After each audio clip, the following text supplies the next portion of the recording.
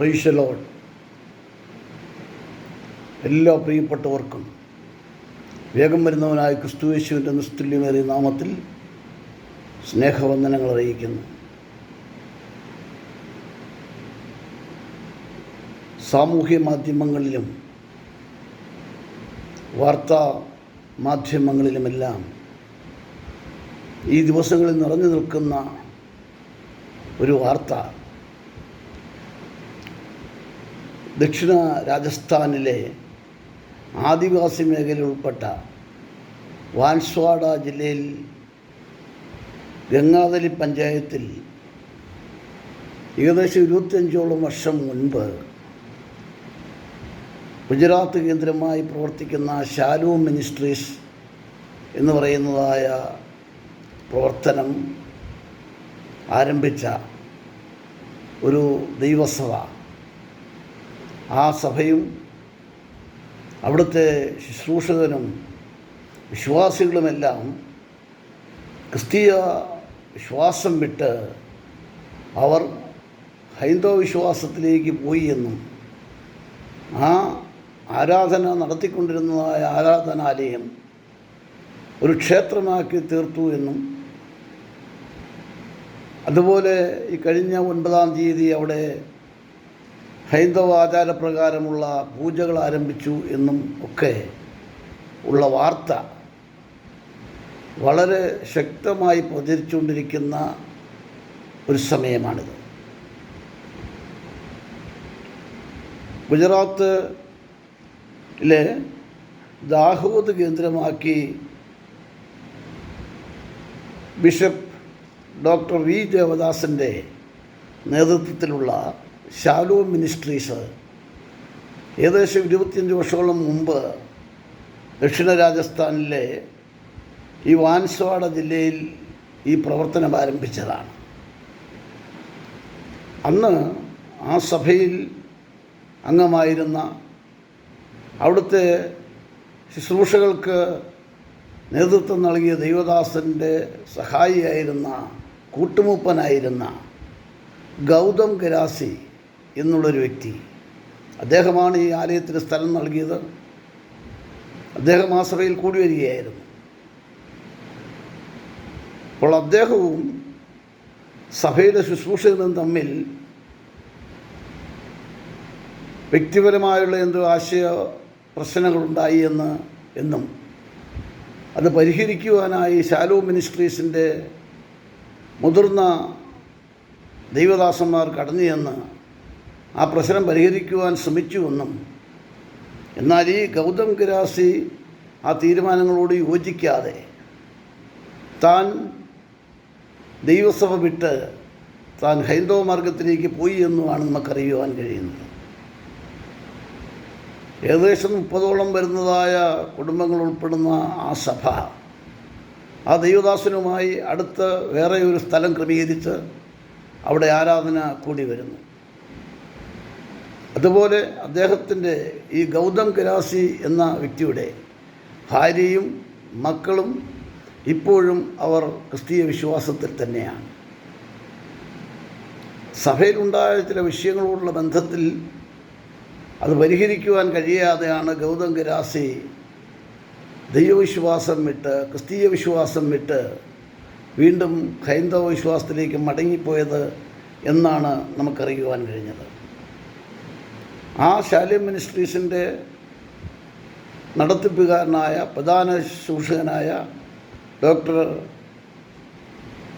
Mohandas bishop ഇക്കാര്യം അറിയിച്ചതായി ദൈവദാസന്മാർ മുഖാന്തരം നമുക്കറിയുവാൻ കഴിഞ്ഞിട്ടുണ്ട്. തീർച്ചയായും അവിടുത്തെ ക്രിസ്തീയ പ്രവർത്തനത്തെ സംബന്ധിച്ച് വളരെ ബുദ്ധിമുട്ടുണ്ടാക്കുന്നൊരു കാര്യമാണിത്. എന്നാൽ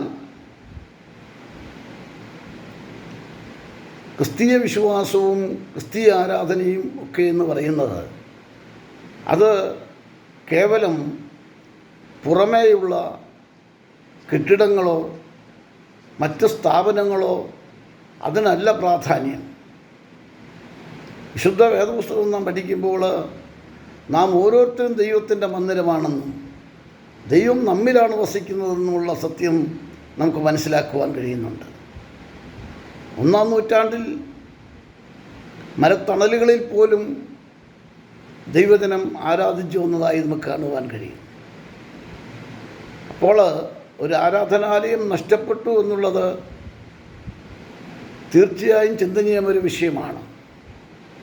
അത് സാമൂഹികമായ പല തെറ്റിദ്ധാരണകളും മറ്റുള്ളവരിൽ ഉളവാക്കുവാൻ ഇടയുണ്ട്. പ്രത്യേകിച്ച് വടക്കേ ഇന്ത്യയുടെ പ്രദേശത്ത് ക്രിസ്തീയ മാർഗം വളരെ ശക്തമായി മുന്നേറിക്കൊണ്ടിരിക്കുന്നൊരു കാലയളവാണിത്. ഔദ്യോഗികമായും അതുപോലെ പുറമേയും നമുക്ക് അത് മനസ്സിലാക്കുവാൻ കഴിയുന്നില്ല എങ്കിലും സത്യസന്ധമായി ചിന്തിച്ചാൽ അനേകരും ദൈവിക വിശ്വാസത്തിൽ, ക്രിസ്തീയ വിശ്വാസത്തിൽ ആയിത്തീർന്നിട്ടുള്ളതായി നമുക്ക് കാണുവാൻ കഴിയുന്നുണ്ട്. ഇന്ന് വടക്കേ ഇന്ത്യയുടെ പല സംസ്ഥാനങ്ങളിലും ക്രിസ്തീയ വിശ്വാസം വളരെ ശക്തമായി അത് മുന്നേറിക്കൊണ്ടിരിക്കുന്ന കാലഘട്ടമാണിത്. ഇപ്പോൾ ദൈവസഭാ പ്രവർത്തനങ്ങൾ ശക്തമായി മുന്നേറുന്ന ഈ കാലഘട്ടത്തിൽ രാജസ്ഥാനിലുണ്ടായതായ ഈ സംഭവം സുവിശേഷ വിരോധികളെ സംബന്ധിച്ചിടത്തോളം സന്തോഷകരവും ക്രിസ്തീയ വിശ്വാസികൾക്കെതിരായി തിരിയുവാൻ പോലും അവരെ പ്രേരിപ്പിക്കുവാൻ കാരണമായി തീരുന്നതുമാണ്. വാർത്താമാധ്യമങ്ങൾ ഇതിന് അമിത പ്രാധാന്യം കൊടുത്ത് മുൻപോട്ട് നീങ്ങുന്ന സാഹചര്യമുണ്ട്. എന്നാൽ ലോകരക്ഷിതാവായ യേശു കർത്താവ് പാപങ്ങളുടെ പരിഹാരകനാണെന്നും തങ്ങളുടെ ജീവിതത്തിലെ സകല വിഷയങ്ങൾക്കും വിടുതൽ നൽകുന്നവനാണെന്നും ഉള്ള വിശ്വാസം സ്വീകരിച്ച് വിവിധ ജാതി മതസ്ഥരായ എത്രയോ പ്രിയപ്പെട്ടവർ ഇന്ന് ദൈവത്തെ ആരാധിക്കുന്നുണ്ട്. ദൈവ പ്രവർത്തനത്തിനെതിരായി എത്ര ശക്തമായ രീതിയിലുള്ള പ്രവർത്തനങ്ങളുണ്ടായാലും ദൈവജനം പ്രാർത്ഥിച്ചാൽ, ദൈവജനം ദൈവത്തോട് ചേർന്നായിരുന്നാൽ ഏത് എതിർപ്പുകളുടെ നടുവിലും ദൈവജനത്തിന് മുന്നേറുവാൻ കഴിയുമെന്നുള്ളതുകൊണ്ട് ദൈവമക്കളാകുന്ന നമ്മെ സംബന്ധിച്ചിടത്തോളം ഈ വിഷയങ്ങളെ ഓർത്ത് ആത്മാർത്ഥമായി നമുക്ക് പ്രാർത്ഥിക്കാം. എത്ര ശക്തമായ എതിർപ്പുകൾ ഉയർത്തിയാലും ദൈവജനത്തെ പിടിച്ചുകെട്ടി ഇല്ലാതെയാക്കുവാൻ അധികാരപത്രവും സമ്പാദിച്ച് ദമസ്കോസിലെത്തിയ ശൗല് സുവിശേഷത്തിൻ്റെ വക്താവായിത്തീരുന്നത് നമുക്ക് കാണുവാൻ കഴിയുന്നുണ്ടല്ലോ. ഈ ദിവസങ്ങളിൽ അതിനായിട്ടാണ് നാം പ്രാർത്ഥിക്കേണ്ടത്. സുവിശേഷ വിരോധികൾ സുവിശേഷത്തിൻ്റെ വക്താക്കളായിത്തീരണം. കേവല വക്താക്കളല്ല, ശക്തരായ സുവിശേഷത്തിൻ്റെ വക്താക്കളായിത്തീരുവാൻ. എവിടെയൊക്കെ എതിർപ്പുകളുണ്ടോ അവിടെ ദൈവജനം ഉറച്ചു നിന്നാൽ തീർച്ചയായും വലിയ ദൈവപ്രവൃത്തി അവിടെ വെളിപ്പെടും. പ്രതികൂലങ്ങളും പ്രതിസന്ധികളും ദൈവസഭയെ സംബന്ധിച്ചിടത്തോളം അത് വളർച്ചയ്ക്ക് മുഖാന്തരമാണ്. പ്രതിസന്ധികളിൽ ദൈവജനം ഉറച്ചു നിന്നാൽ അവിടെ വലിയ ദൈവപ്രവൃത്തി വെളിപ്പെടും. കലങ്ങി മറിഞ്ഞൊഴുകുന്ന യോർദാൻ കരകവിഞ്ഞൊഴുകി അടുത്ത് ചെല്ലുവാൻ പോലും ജനത്തെ ഭീതിപ്പെടുത്തുമ്പോൾ വിശ്വാസത്തോടെ യോർദാൻ്റെ ജലത്തിലേക്ക് കാൽ വെച്ച പുരോഹിതന്മാരുടെ ഉള്ളങ്കാൽ യോർദാൻ്റെ ജലത്തിൽ ചവിട്ടിയപ്പോൾ പ്രതികൂലത്തിൻ്റെ ഒഴുക്ക് നിന്നതായി നാം കാണുന്നുണ്ട്. ഇപ്പോൾ പ്രതിസന്ധികളും പ്രശ്നങ്ങളും ക്രിസ്തീയ സഭയ്ക്ക് പുത്തരിയല്ല. അതുകൊണ്ട് ഈ തരുണത്തിൽ ദൈവജനം പ്രത്യാശയോടെ ദൈവമുഖത്തേക്ക് നോക്കി കൂടുതൽ പ്രാർത്ഥിക്കുവാൻ പ്രതിജ്ഞാബദ്ധരായി തീരേണ്ടതാണ്. വിളിച്ച ദൈവം വിശ്വസ്തനാണ്. യോർദാൻ്റെ തീരത്തു നിന്ന് യോശുവ ദൈവത്തോട് പ്രാർത്ഥിച്ചപ്പോൾ ദൈവം പറഞ്ഞത് പെട്ടകം ചുമക്കുന്ന പുരോഹിതന്മാരുടെ ഉള്ളങ്കാൽ യോർദാൻ്റെ ജലത്തിൽ ചവിട്ടുമ്പോൾ യോർദാനിൽ ഒഴുക്ക് നിൽക്കുമെന്നാണ്. ക്രിസ്തുവാകുന്ന പെട്ടകം ചുമക്കുന്ന ദൈവമക്കൾ ഉറച്ച് നിന്നാൽ പ്രതികൂലത്തിൻ്റെ ഒഴുക്ക് നിൽക്കുമെന്ന് മാത്രമല്ല, അവർ ഉറച്ചു നിൽക്കുന്ന സ്ഥലത്ത് നിന്ന് ചില സാക്ഷ്യത്തിൻ്റെ കല്ലുകൾ എഴുന്നേൽപ്പിക്കുവാൻ ദൈവം വിശ്വസ്തനാണ് എന്ന് നമുക്ക് കാണുവാൻ കഴിയുന്നുണ്ട്. ദൈവജനത്തിൻ്റെ പ്രയാണത്തെ തടഞ്ഞുകൊണ്ട് മുമ്പിൽ ചെങ്കടൽ നിലകൊള്ളുമ്പോൾ ദൈവഭക്തനായ മോശ ദൈവമുഖത്തേക്ക് നോക്കി ദൈവം പറഞ്ഞു, ഭയപ്പെടേണ്ട, ഉറച്ചു നിൽപ്പീൻ. ഇന്ന് കണ്ട മിസ്രയീമ്യരെ നിങ്ങൾ ഒരു നാളും കാണുകയില്ല. ഭയപ്പെടാതെ ഉറച്ചു നിൽക്കുന്നവർക്ക് വേണ്ടി യഹോവ യുദ്ധം ചെയ്യുമെന്നാണ്. ദൈവജനം ഭയപ്പെടാതെ ഉറച്ചു നിൽക്കുവാൻ ഈ ദിവസങ്ങളിൽ നമുക്ക് പ്രാർത്ഥിക്കാം. പ്രത്യേകിച്ച് വടക്കേണ്ട പ്രദേശങ്ങളിൽ ശക്തമായ പ്രതികൂലത്തിൻ്റെ കൊടുങ്കാറ്റുകളുണ്ട്.